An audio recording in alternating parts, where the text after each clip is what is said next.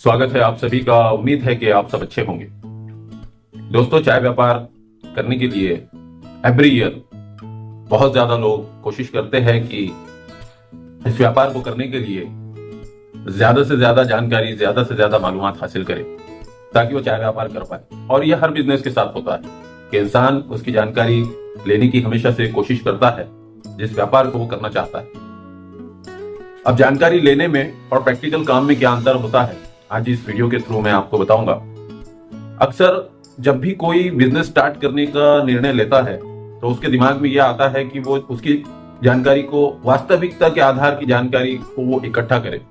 लेकिन आपको मिलती है एक तो किताबें, या मिलते हैं आपको आज के जमाने में वीडियो। सोशल मीडिया का जमाना है, जाहिर सी बात है कोई ना कोई अपने चैनल के माध्यम से, अपनी किताब के माध्यम से जितना हो सके कोशिश करता है कि बहुत अच्छे से समझाने की कोशिश करें। हमारे चैनल का पर्पस हमेशा रहा है कि हम आपको प्रैक्टिकल लेवल पर अपना अनुभव आपके साथ हम साझा करें ताकि बिजनेस करने में आपको बहुत ज्यादा आसानी हो। अब रही बात चाय व्यापार की या फिर किसी भी व्यापार की, तो मैं आपको आज इस वीडियो के माध्यम से बताने की कोशिश करूंगा और सोच कर बताऊंगा। मैं उस अनुभव को महसूस कर करके बताऊंगा। हो सकता है कि थोड़ा सा रुकावट आए, थोड़ा सा साइलेंट आए, लेकिन निश्चित ही आपको इसका लाभ होगा। दोस्तों, बिजनेस जब स्टार्ट करता है व्यक्ति तो सबसे पहला जो चीज होती है वो यह होती है कि आपको फाइनल प्रोडक्ट कैसे बनता है ये आपको पता होना चाहिए। मान लीजिए चाय व्यापार में आप आ रहे हैं तो आपका लक्ष्य आपको पता होना चाहिए कि मुझे क्या करना है एंड में। मैं जो बिजनेस शुरू करने जा रहा हूं, अगर आप ये कहेंगे कि मैं चाय व्यापार शुरू करने जा रहा हूं तो ये अधूरी बात है। लेकिन आपको ये पता होगा कि मैं चाय व्यापार में आने के बाद एक जनरल मैन्युफैक्चरिंग प्रोसेस करने के बाद, अब वो जनरल मैन्युफैक्चरिंग प्रोसेस क्या है तो यहां भी आपको जानना जरूरी है। और फाइनल उसका रिजल्ट क्या होगा, यानी मैं एक्चुअल में किस चीज को बेच रहा हूं। मैं सर्विस को बेच रहा हूं, मैं किसी प्रोडक्ट को बेच रहा हूं, मैं बेच क्या रहा हूं, या मुझे करना क्या है और कैसे करना है, यह बातें बिल्कुल आपके सामने आएगी। तो मैं आपको बिल्कुल आसान लैंग्वेज में बताने की कोशिश करूंगा, लेकिन वास्तविकता के रास्ते से जाके हो सकता है थोड़ा सा जटिल हो जाए, है ना। तो चलिए आगे बढ़ते हैं कि चाय व्यापार में सबसे पहले आपको कौन सी थिंग अपने सामने रखनी चाहिए।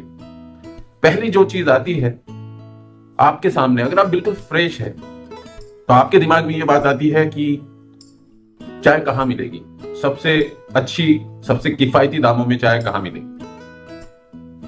अब अच्छी और किफायती यानी प्राइस भी उसका सही हो, उसकी क्वालिटी भी सही हो, यहां एक बात आती है। अब इसके अलग अलग स्रोत होते हैं, वो डिपेंड करते हैं आपके पूंजी पर, आपके कैपिटल पर, कि आप क्या कैपिटल लेकर बिजनेस स्टार्ट कर रहे हो। अब इसमें 3 स्टेज होती है। पहली स्टेज होती है कि आपके पास बहुत पैसे की कोई कमी नहीं है, आप पूरी चाय की फैक्ट्री लगा सकते हैं, चाहे वो 50 लाख रुपए लग जाए या फिर 1 CR लग जाए, 1 करोड़ रुपए लग जाए। दूसरी स्टेप ये होती है कि आप जो बिल्कुल वास्तविक जो चाय की कंपनी फैक्ट्री होती है उसका 50% स्रोत आपके पास है, या आपके पास मान लीजिए 15-20 लाख रुपए है। और तीसरा जो उसका स्टेप होता है कि आपके पास 50,000, 25,000, 1 लाख, बहुत नॉमिनल पूंजी है, लेकिन आप बिजनेस करना चाहते हैं। तो मैं इस वीडियो को भले ही पार्ट इसके अलग अलग हो जाए, मैं कोशिश करूंगा कि इन तीनों स्टेप्स के बारे में मैं आपको जानकारी दे सकूं। तो पहली जानकारी निम्न, जिसके पास बहुत पूंजी कम है, लाख, 50,000, 25,000, लाख रुपए के लगभग 2 लाख रुपए के अंदर अंदर है, तो इसके अंदर आप अपनी सोच को पहले नियंत्रित करें कि आप इसमें क्या करने वाले हैं। अगर आप सोचेंगे मुझे प्रोडक्ट बनाना है, मुझे पैकेट्स बनाना है, तो ये पॉसिबल नहीं है। 1,50,000 रुपए में आप ये कर पाएंगे कि नॉमिनल जो पैकिंग आती है, जो हैंडमेड होती है, या फिर जो पाउचेस रेडीमेड मिलते हैं बाजार में, वो लेके आप 1 लाख 2 लाख रुपए अगर आपकी पूंजी है तो आप उससे अपना बिजनेस स्टार्ट कर पाएंगे। और आपको रॉ मटेरियल्स आपको कितना लेना है, क्या लेना है, ये आपकी प्रतिभा, जो आपके अंदर कौशल्य है, उस पर वो डिपेंड करता है कि बेचना आप कैसे जानते हैं, आपको बेचने का कोई एक्सपीरियंस है कि नहीं है। अब इसमें भी 3 स्टेप पड़ती है। अगर आपने कभी कोई चीज बेची है, यानी व्यापार किया है, किसी भी चीज का व्यापार किया है, तो आपके लिए बहुत दिक्कत नहीं है क्योंकि आप बेचना जानते हैं। इसके अंदर एक अंडरलाइन कीजिए कि आप बेचना जानते हैं। अगर यह बात आप बिल्कुल क्लियर है तो आपके लिए बिजनेस में कोई भी दिक्कत नहीं आने वाली है। लेकिन अगर आप बेचना नहीं जानते हैं कि भूतकाल में आपने कोई व्यापार नहीं किया है, कोई चीज बेची नहीं है, आपको नौकरी या जॉब का एक्सपीरियंस है, लेकिन अगर आपको नौकरी और जॉब का एक्सपीरियंस है लेकिन उस जॉब के अंदर भी आपने कोई चीज बेची है, अगर बेचना जानते हैं, या फिर आपने जस्ट सर्विस अपनी प्रोवाइड की है, अपनी सर्विस बेची है, हेल्पर या किसी ऐसा काम किया है जिसके अंदर बेचना नहीं आता है, तो आपको दिक्कत हो सकती है। क्योंकि ये एक महत्वपूर्ण पार्ट है कि बेचना आता है या बेचना नहीं आता है। इस पूरी कहानी के अंदर एक चीज पर आपको बहुत ज्यादा फोकस करना है कि आपको बेचना आता है नहीं आता है। अब इसका आधार स्तंभ क्या रहेगा? वो ये रहेगा कि भूतकाल में आपने यानी गुजरे हुए कल में आपने कुछ ना कुछ बेचा हो या कुछ ना कुछ बेचने का आपको एक्सपीरियंस है, या कम से कम ये होना चाहिए कि आप कॉन्फिडेंटली किसी भी व्यक्ति को जाकर अपनी बात समझा सकते, उसको कन्विंस कर सकते हैं। इसी को बेचना कहते हैं। अगर आप अपनी बात किसी व्यक्ति को समझा सकते हैं तो इसी को बेचना कहते हैं। ये आपको आना चाहिए। अब इसके बाद सारी दूसरी चीजें आती है, जैसे कि आपको अच्छा क्वालिटी का मटेरियल चाहिए होगा, आपको अच्छा ब्रांड चाहिए, मतलब ब्रांड चाहिए होगा, जो मिश्रण होता है फाइनल प्रोडक्ट जो जिसे हम कहते हैं, और आपको दाम भी किफायती होने चाहिए। ये चीज होने के बाद आपको पैकेजिंग का अपना रास्ता निकालना है कि मैन्युअली तौर पे जो बहुत सस्ती किफायती दामों में कौन सी पैकेजिंग मटेरियल आपको मिलेगा। इसके बाद आपका रास्ता आसान है। अगर बेचना आता है तो बहुत ज्यादा आसान है, बेचना नहीं आता है मगर ऐसा लगता है कि आप बेच सकते हैं तो आसान है।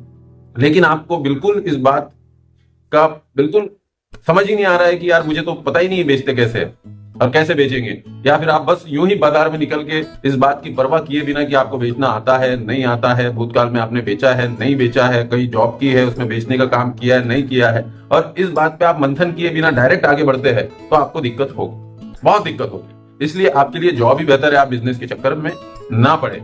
अगर आप बिल्कुल भी इस बारे में सोच नहीं रहे हो कि बेचना कैसे है या इस बात को इतना सीरियस लेनी चाहिए या नहीं लेना चाहिए, तो फिर बिजनेस आपके काम का नहीं है। ठीक है। और एकाग्रता इसमें बहुत जरूरी है। अगर आपकी एकाग्रता बहुत अच्छी है तो आप बिजनेस करेंगे, लेकिन एकाग्रता में आपके बार बार डिस्ट्रैक्शन मतलब एक तरह का एरर आता है तो आप वहां भी बिजनेस नहीं कर पाएंगे। तो बिजनेस फोकस का नाम। दूसरी महत्वपूर्ण चीज यही है कि बिजनेस एक फोकस का नाम है। अगर आपका फोकस बिल्कुल सही रहेगा तो आप बिजनेस कर पाएंगे, लेकिन अगर आपका फोकस सही नहीं रहेगा तो आप बिजनेस नहीं